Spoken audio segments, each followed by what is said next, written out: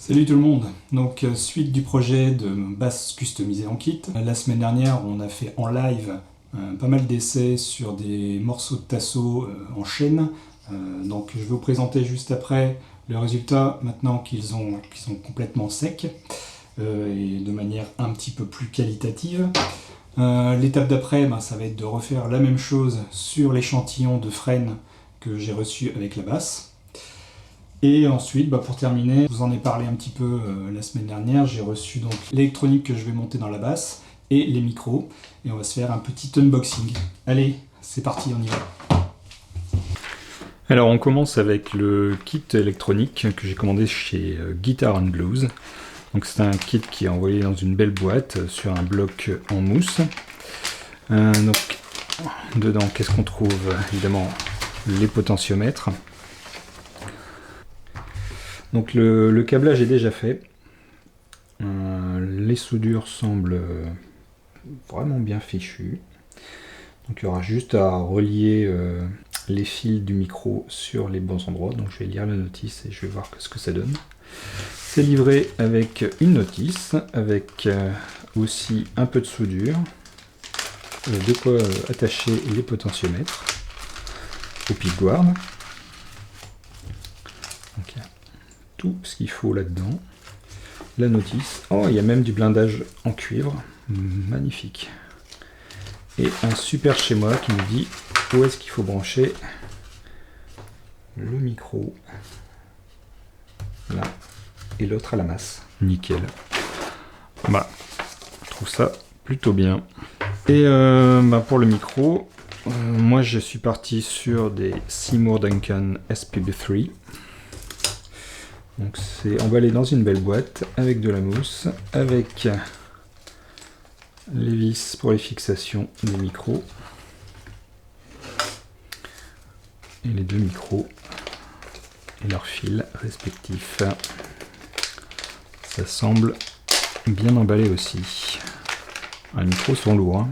La vache, ça pèse son poids.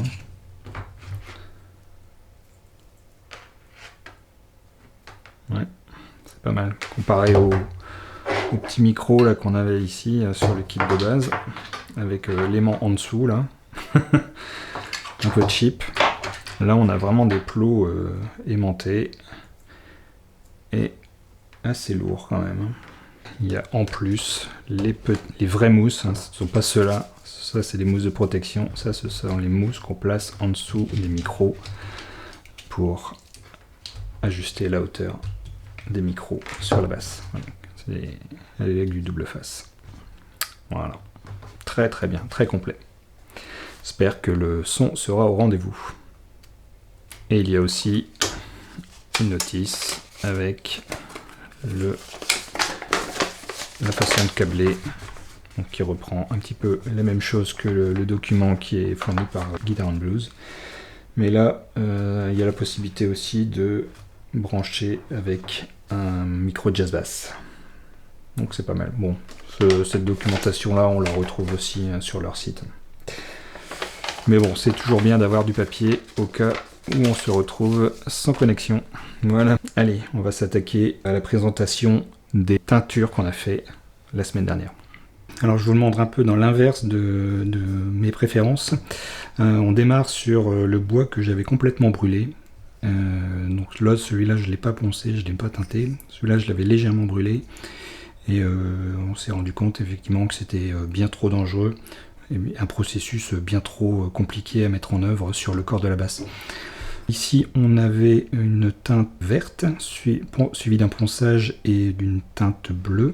Je n'aime pas trop celui-là. Alors je ne sais pas si c'est parce que justement le vert n'a pas rentré dans les veines. Le veinage de ce morceau de chêne n'était pas génial, mais bon, celui-là, j'aime pas trop ce résultat-là. Suivant, là on avait mis du bouche-port naturel, enfin sans teinte, et puis deux couches de bleu suivi d'un ponçage suivi du vert. Là, le veinage a tendance à disparaître, donc je suis pas satisfait de cette finition. Ici, on avait passé le morceau de tasso à la teinte grisée au vinaigre. Le veinage est intéressant, il apparaît bien ici. La couleur est intéressante aussi. C'est pas ma finition préférée, mais celle-là, je la laisse de côté quand même. Ici on avait donc le bouche-port teinté en vert qui avait été suivi d'une couche de teinte bleue foncée et suivi d'une teinte verte. Alors je suis pas trop satisfait de celui-là parce que le résultat est trop vert à mon goût. Et du coup on voit pas forcément bien le veinage. Donc on arrive dans un trio de tête qui m'a vraiment bien plu. Ici c'est le modèle avec le bouche-port teinté en bleu, suivi d'une teinte en vert, ponçage et un dernier passe de teinte bleue. Alors peut-être que c'est parce que le veinage de ce morceau de là est intéressant, mais j'aimais bien la couleur que ça rendait.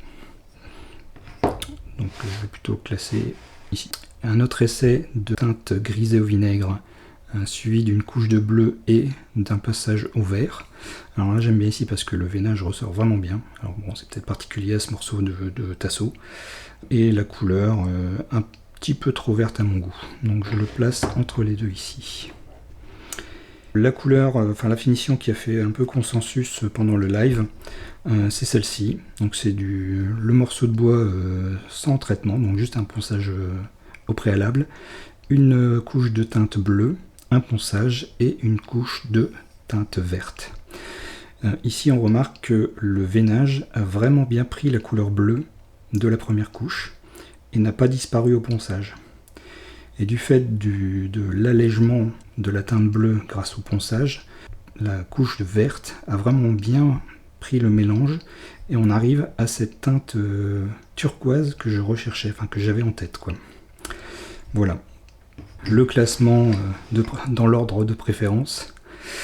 Et a priori, le traitement final qu'on va faire sur le morceau de frêne, c'est celui-là. Donc on va juste poncer assez finement le bois brut. On va passer une couche de bleu. On va reponcer. On va passer une couche de vert. Et éventuellement, on passera un petit peu de laine d'acier pour uniformiser tout ça. Allez, on y va.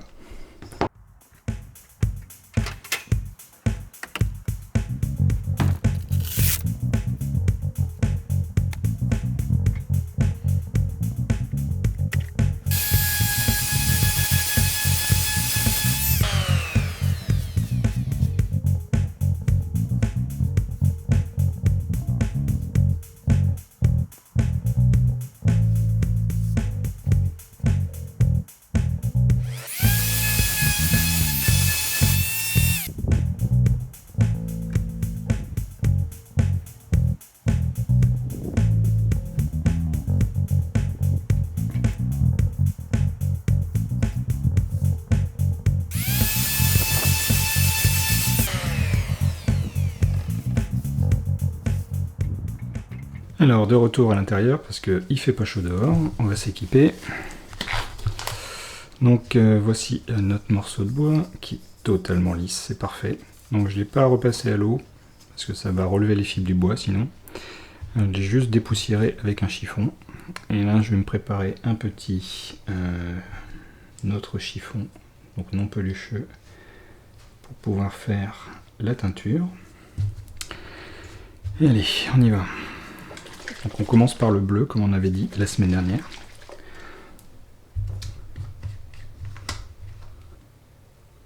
Et dans le sens perpendiculaire des fibres.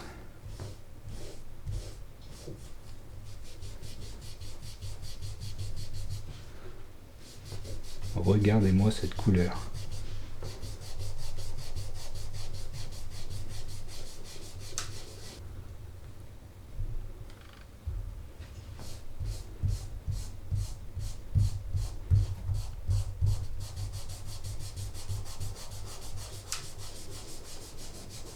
Donc là, on a vraiment bien réussi à avoir le fond des veines. Et je pense que ça devrait être pas mal. Je vais finir en tournant pour voir si on arrive à avoir quelque chose de vraiment uniforme.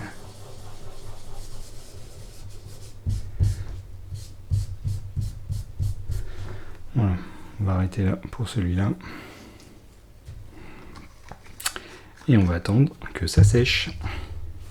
Alors voici ce que ça donne après quelques minutes de séchage. Bon, en fait j'ai un peu triché, je l'ai passé au souffleur, au sèche-cheveux, enfin au sèche-cheveux froid.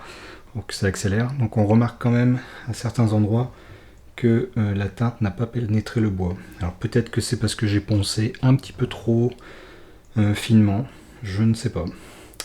Toujours est-il que ce qu'on va faire maintenant, c'est qu'on va poncer très très légèrement au 600 et on va repasser une couche de verre. Allez, on retourne dehors.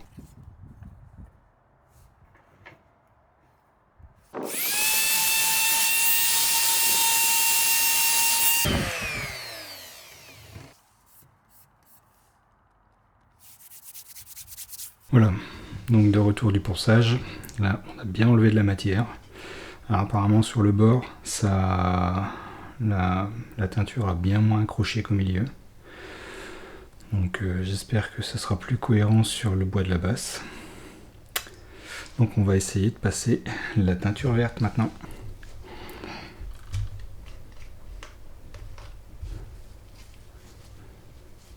J'ai mon petit bout de tissu.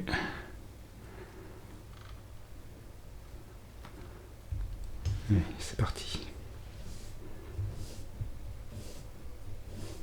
Ah, on retrouve l'effet prononcé sur le veinage du bois, là, on dirait.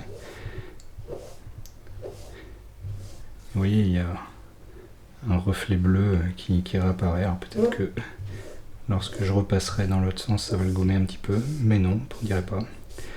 Donc, ça peut être intéressant. Je crois que je vais laisser vraiment... comme disait le constructeur, de faire que des passes dans le sens perpendiculaire des fibres. J'ai l'impression que c'est plus uniforme. Ou alors faire des ronds.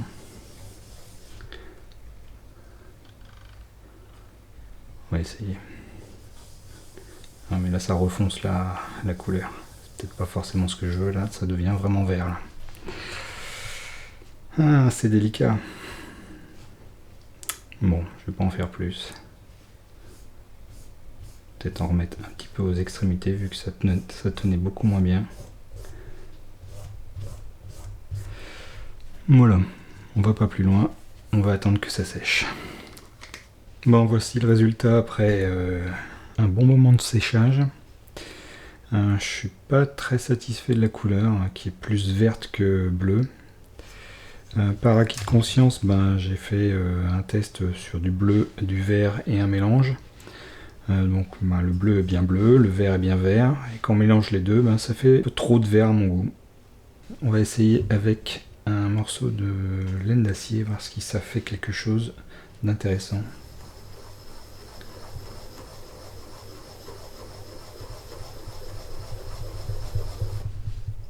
Bon, ça enlève plus de la teinte que ça ne fait un mélange. Pourtant, il y a bien un petit résidu sur la laine. En fait, ce qui m'embête, c'est que ça se rapproche pas vraiment de la couleur qu'on a fait en essai. Ah si, quand même. Elle est peut-être un petit peu plus bleue ici. J'ai peut-être mis trop de vert, ou alors trop poncé le bleu. Je ne sais pas. Je vais essayer de voir là-dessus si en ponçant au milieu on arrive à quelque chose d'intéressant ou pas.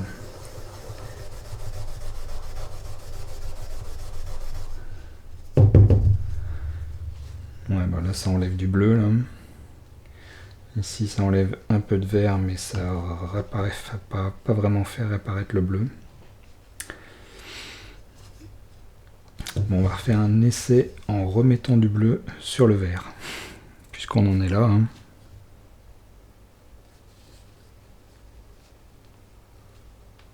Je m'en fous de partout, super. Ah là là là là. Allez.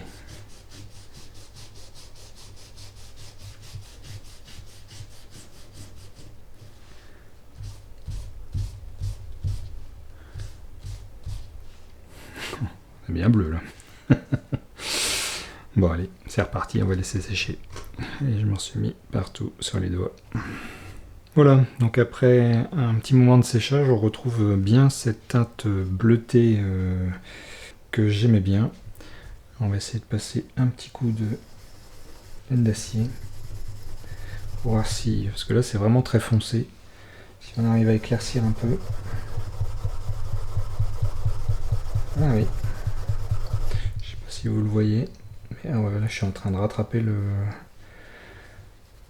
la couleur du bois, donc j'ai appuyé un petit peu trop fort. Faut vraiment y aller très très très mollo si on veut adoucir la couleur. Hein, c'est pas mal, là j'aime bien. J'aime bien on se rapproche du résultat que j'espérais sur le lasso de chêne. Bon, c'est intéressant, c'est rassurant parce que on peut voir qu'on peut superposer les couches, reponcer, on arrive quand même à retrouver quelque chose d'assez souple en termes de couleur. Allez, on arrête là les tests pour aujourd'hui. Voilà, je pense qu'on est bon là maintenant. Il va falloir passer à l'étape cruciale, à le faire la même chose sur le corps de la basse. Et donc, on se retrouve pour ça la semaine prochaine. Salut!